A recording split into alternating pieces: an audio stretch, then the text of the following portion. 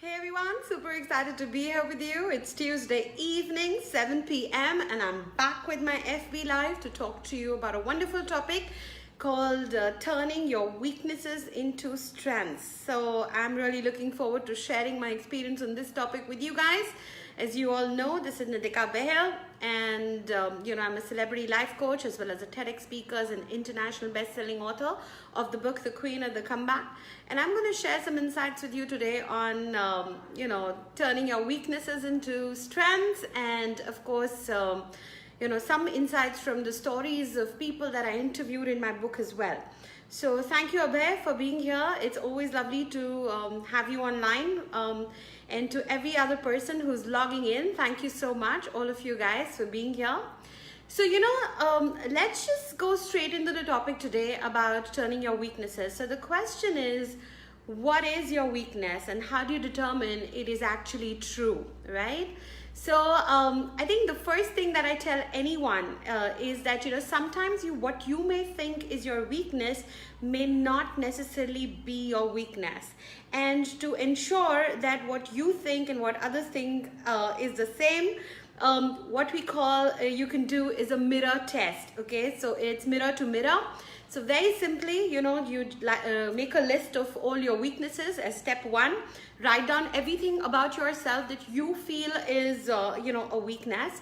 Number two, ask the closest 5 people to you whom you trust that they're going to be transparent and honest with you, and check with them, do they also feel that that particular thing is a weakness for you? Maybe it's a habit, maybe it's an attitude, maybe it's a physical ailment. Do they also feel that that's a weakness for you? And then you match your list.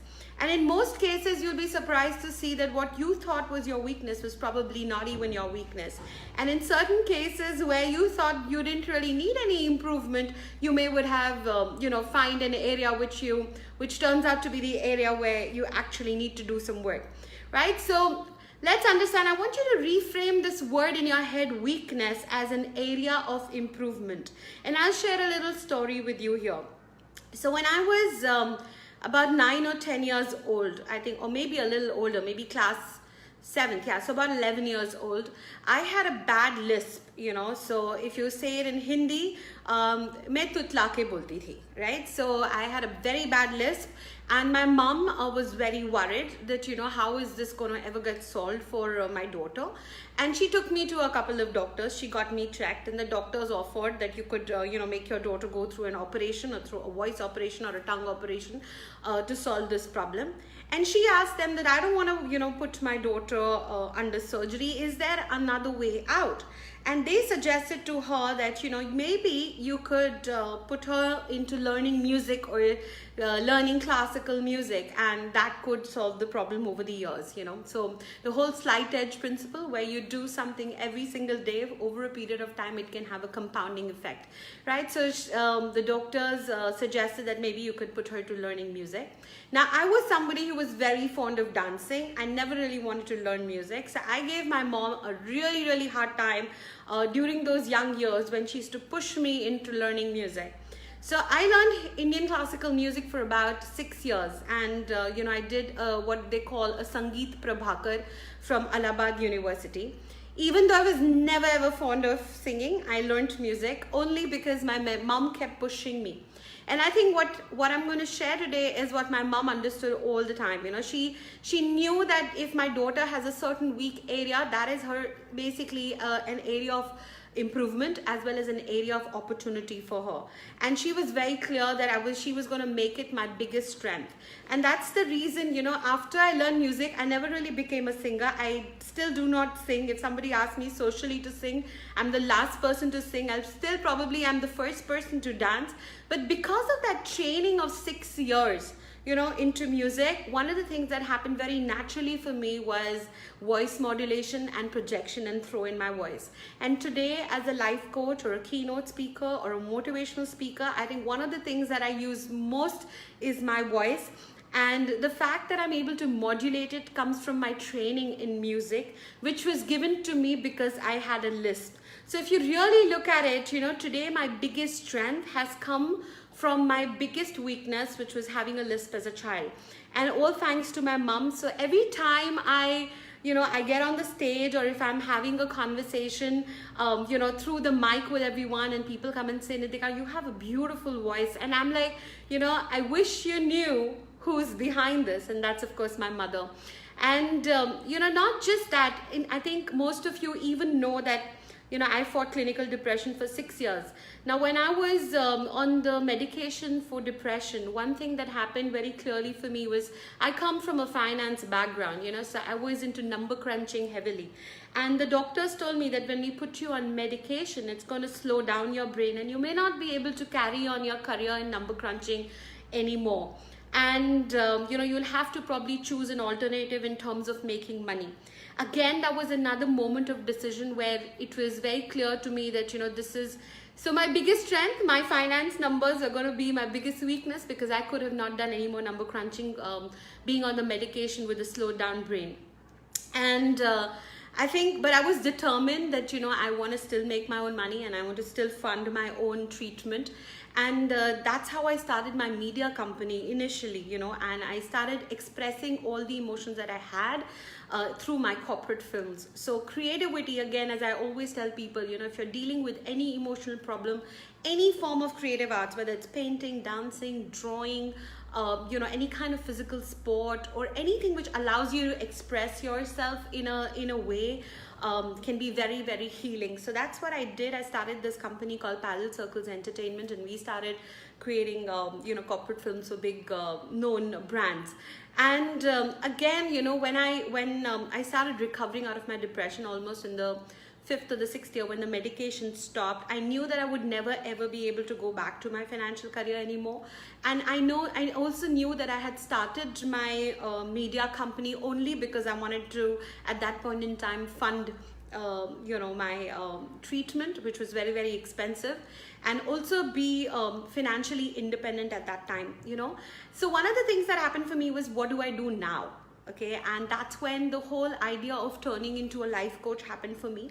So something which could have really shattered my life, my experience of fighting clinical depression, probably it was the darkest years of my life, but today I look back at them and I say, what a beautiful gift universe gave me in those years.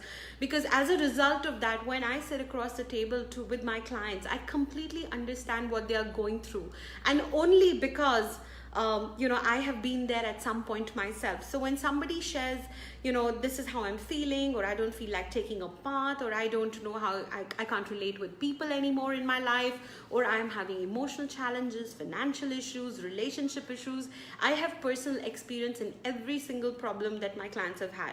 So something which could have been, a bad experience, a bad memory, or, something that could have remained as a scar in my heart, today is my biggest strength.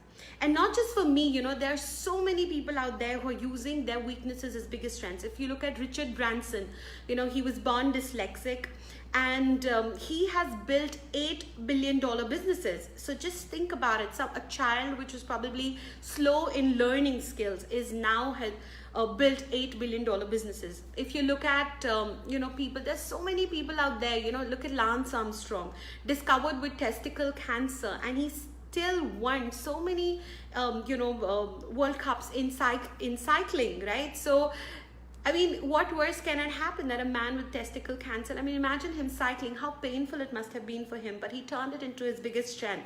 We know enough and more stories of people with no arms, no legs climbing the Mount Everest, and turning their weakness into big strength. A lot of paraplegics winning the Olympic medals for India. And I'd also like to share two people, from my book, Kanika Tekriwal, for example. She was discovered with cancer, and when she got to know that she had cancer, one of the biggest fears she had was that, somebody told her that now you will not be able to get a job, because in those days it was like a big taboo that if you have cancer, you're not going to be employable. And she decided in her head that if nobody's going to employ me, what am I going to do? So I guess it's probably time to start my own business, because if I'm unemployable, let me employ other people. And that created the drive in her to create Jet Set Go, which is the Uber of the skies.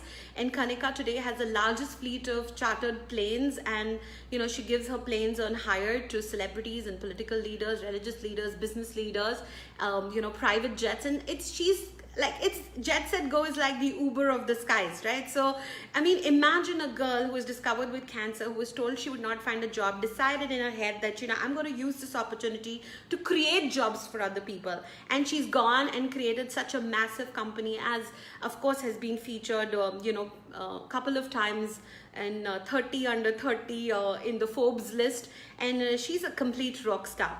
And of course, I'll give you another example of this woman, Patricia Narayan, not really very highly educated. And, she got into a love marriage, which turned out to be very, very emotionally abusive for her. And she was left in a place where she did not know how she was going to feed her children. But she was determined that, she's not going to sit and cry, and she's not going to depend on her family. So she decided that she's going to start something of her own. And she started, selling coffee and samosas on Marina Beach on a thela, literally on a cart. And her first day sale was, 50 paisa. If you want, it's half a rupee. And today she has a chain of 14 outlets under the brand Sandeefa. So imagine, how the woman who was dealing with marital abuse, emotional abuse, physical abuse, decided that I'm not going to let it be my weakness. I'm going to stand up on my feet, not very well educated, but a great cook. And she took that skill and she started something, at a very, very small level, like a cart on a beach. And today she has a chain of restaurants basically under the brand Sandeefa. So there are little outlets in malls, and almost 14 of them she has. So again, another story of a woman who turned her weaknesses into strength. Again, I would like to also mention Suren. Now Suren has been my mentor, and he's of course the owner of Success Gyan, and a lot of workshops that I've done with Success Gyan have been life-changing for me. And Suren, was born into a very, very rich family, but due to some challenges, they lost all the money. Then he lost his father when he was really very young, started some businesses, did not do well, lost a lot of money, had a lot of debt, and then really decided that I want to rebuild myself. And he kept on working and kept on working and kept on working, and he's created massive businesses which run without him right now. And also amazing story to read from my book in terms of how he has created the largest organization, training and development organization in India right now, where he's bringing excellent speakers from abroad and helping them settle here. So there is so many cases and so many people, who have fought challenges. I know another lady called Virali Modi. She's a friend of mine. We happened to speak together in an event, I think in December, I think in the month of December. Yeah, that's right. And Virali, at the age of about 15, she got, some illness which went undetected. And this woman, she literally for three times was declared dead, and then she recovered back to life. And that disease left her literally paralyzed. But today she's a motivational speaker. She's been talking across the globe, and of course on social media, motivating other people that life does not stop with challenges, and you can. So literally her weakness of being on the wheelchair and losing her life at a very, very young age of in her teens, she's turned it around, and she's become a motivational speaker and helping other people achieve what they want to achieve.